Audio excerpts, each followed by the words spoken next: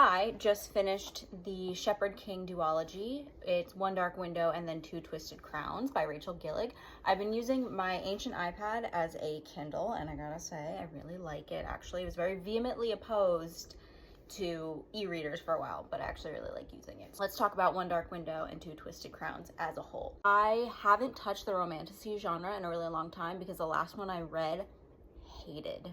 I thought it was so poorly written. I feel like there's just been an oversaturation of overdone tropes that are lacking nuance, lacking story.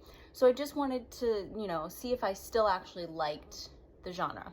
And my general opinion is that I feel very neutral about the genre. I don't think this was a bad one. It was a junk food read to me, but it wasn't one where I'm like, I feel like I'm insulting my own intelligence. With that being said, One Dark Window operates on suspense, which I think was done semi-well. I, however, figured out the missing element 100 pages before the main character did. And so in that regard, I was like kind of annoyed because I hate dumb characters.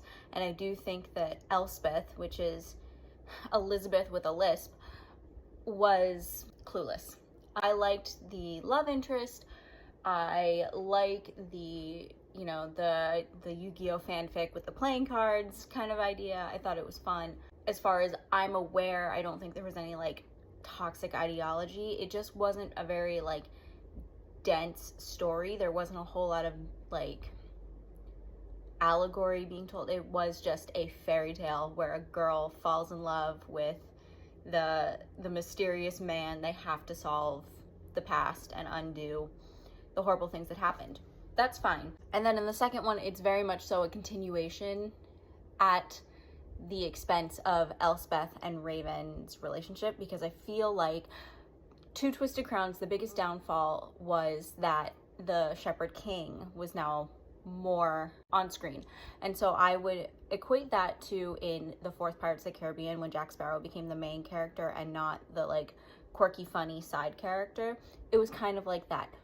But what I did like about Two Twisted Crowns more than One Dark Window was the way that the romance unfolded. It felt more fleshed out and more believable because with Raven and Elspeth, it was very instantaneous. They weren't really enemies ever at any point. It was, to me, it read like insta-love. You don't have a lot of, you had some, not a lot of small moments where like they were just building the trust that you see written between the two of them, so it didn't make any sense. Whereas with Elm and Ione, I-O-N-E, that's how I think you say her name, they had to work stuff out before they decided, okay, this isn't just like I'm attracted to you, I actually like you. So that's how it goes. I'm gonna give the series as a whole and each individual one like 2.75 stars, 3 stars.